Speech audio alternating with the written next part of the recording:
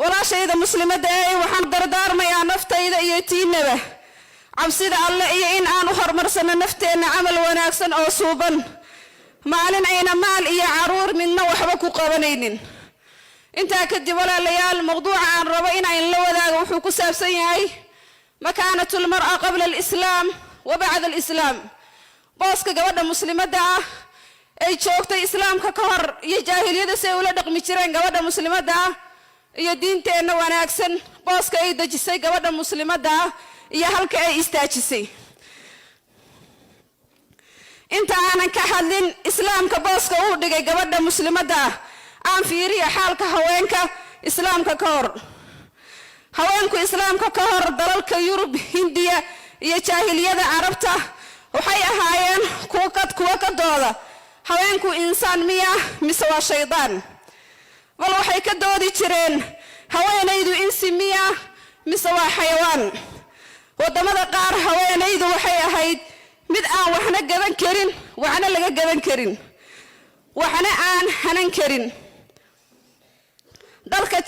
Shiinaha waxay ahaayeen kuwa aaminsan haweenaydu inay tahay qofka ugu shar badan dhulka korkiisa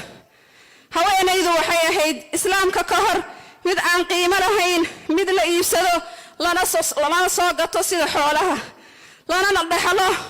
haddii ninkeedu uu dhinto waxayna ahaayeen badeeco raqiisa oo ceeb iyo fadeexo ku dhex joogta bulshada ay ku dhex nooshahay sidaa awgeed ayaa loola dhaqmay mararka qaar cayayaanka sideeda oo kale bal waxaa laga saramariyay xoolaha waxaana la aasi jiray gabadha muslimadda ah iyadoo oo nool Allah subhanahu wa ta'ala wuxuu leeyahay asagoo arinta ayada inooga hadlaya بعد أعوذ بالله من الشيطان الرجيم وإذا الموءودة سئلت بأي ذنب قتلت marka walaalayaal waad ogtiin gabadha muslimadda aqaabka loola dhaqmi jiray bal ayada oo nool yaa la aasi jiray oo la hogayn jiray waxa hogayn jiray aasi jirayna waxay ahaayeen qof dadkii ugu xigay aabaheed iyo ehelkeedii hatta ma aha waxa dilayay aasiyay dad meel kale ka imaaday marka walaashayda muslimka ah ay maadan ku helin cisiga iyo sharafta waxaan ka ahayn diinteena islaamka walaashayda muslimadda ah ay qabso oo ku dhageyso qowlka Allah isaga oo ka waramaya xaaladii hore ee islaamka ka horeysay oo ay tahay in aad xasuusato ayna tahay in aad ku maadiso Allah mar hore iyo mar dambe nimcada uu kugu galladaystay awgeed wuxuu leeyahay Allah subhanahu wa ta'ala isagoo arinta ayada inooga hadlaya بعد أعوذ بالله من الشيطان الرجيم وإذا بشر أحدهم بالأنثى ذل وجهه مسودا وهو كظيم يتوارى من القوم من سوء ما بشر به أيمسكه على هون أم يدسه في التراب لا إله إلا الله markii loogu bishaareeyo ilmo dhadig ah ayuu wajigiisu noqdaa madow asagoo ka calool xun wuxuuna ka qariyaa dadka naftiisa ma sharaf darro ku dhex jooga mise wuxuu ku aasaa ciida waxaana sharca go'aankooda way nolol xabaalayaan wayna dilayaan wayna aasayaan gabadha ayada oo nool ee dhageyso walaashayda muslimka ahay وحال يري صحابي الأورن جري عبد الله بن مقفل رضي الله عنه وارضاه وحول فريست النبي صلى الله عليه وسلم وحاكم وقن جري وجهيسه مروغه وين يتيرايو بدن النبي صلى الله عليه وسلم با ويديي سببته مروغديسه aan kala go'alahayn wuxuu yiri rasuulkii Allah waagi jaahiliga islaamka ka hor waxaan ka tagay xaaskayga oo xaamila oo waxaan u baxay safar dheer soomana noqonin ilaa sanada ka hor sanada kadib moogi waan soo laabtay mise waxa ii dhashay gabar aan arkay ayadoo la ciyaaraysa ciyaalka yaryar waxa ka muuqday qurux baarinimo iyo wanaag waxay ahayd gabar yar oo aqli badan qaayo badan oo qurux loo dhameeyay oo lagu indha qabowsado markaan sugay aniga oo hubsanaya in ay dhimatay iyo in kale waan soo qaaday oo aan ku yiri hooyadeed qurux ayadoo og in aan nolol xabaalayo markaasay hooyadeed diyaarisay oo tid iyo cirib sii qurxisay ayada oo hammi iyo murugo saaran tahay intay dhistay gabadhii yarayd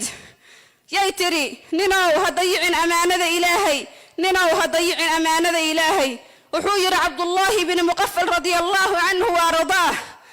waan kaxeeyay gabadhii ayada oo calool xaaran faraxsan oo biliciya caraf la ifaysa oo la aaday war kamida waraha waxaan cabaar ku jiray waraha oo baadi goobayay ceel halka ku yaalay saanu imid ceel sal dheer oo biyo la'aana waxaan istaagay ceelka afkiisa aniga oo fiirinaya gabintaas markaasuu qalbigaygu nuglaaday nolol xaarnida calool xaarnideeda iyo dambi la'aanteeda ilmaha yarka ee saqiirka mise waxaan soo xasuustay ceebta iyo fadeexada ay dumarku ku leeyihiin bulshada markaasaan qalbigaygu sii adkaaday wuxuu yiri Abdullah ibn Muqaffal radiyallahu anhu wa radaah isaga oo raadiyay xoog intaan soo qabtay gabadhii yarayd ama gabadhii yarayd baan ceelka salkiisa afka ugu tuuray subhanallah markaan sugay aniga oo hubsanaya inay dhimatay iyo in kale mise waxay leedahay aabow macaanow dayacday amaanadii aabow macaanow dayacday amaanadii ayadoo ku celcelinaysa ilaa codkeedii uu ka go'ay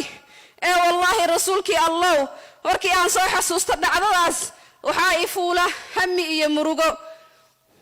oo aan jeclaadaa in aan ahaado mid dhintay oo aragiisa la waayay haduuna islaamka jiri lahayn wuxuu fiiriyay nabiga sallallahu alayhi wa sallam mise ilmaha ka qubanaysa garkiisa qoysay isagoo leh sidii la yiri sallallahu alayhi wa sallam Abdullah ya wallahi hadii aan cid ku oogi lahaa had dambi uu galay xilligii jaahiliga waan kugu oogi lahaa laakiin islaamka waxa lagu dhaafay wixii hore ee dambi hore loo galay walaashayda muslimada ah ku mahadnaq Allah subhanahu wa ta'ala diinta islaamka yeelay dhamaan gabdhaha caalamka ku nool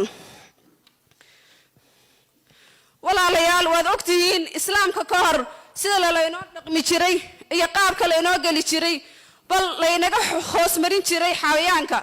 bal laga doodi jiray gabadha muslimada insaan miya mise waa bili aadan oo waxyaalo aad loogu quursado oo aad looga murugoodo oo Ilaahay subhanahu wa ta'ala ay tahay inaan ku shukrino islaamnimada iyo nimcada uu nasiiyay ee ah mid ugu horeysa ay tahay islaamka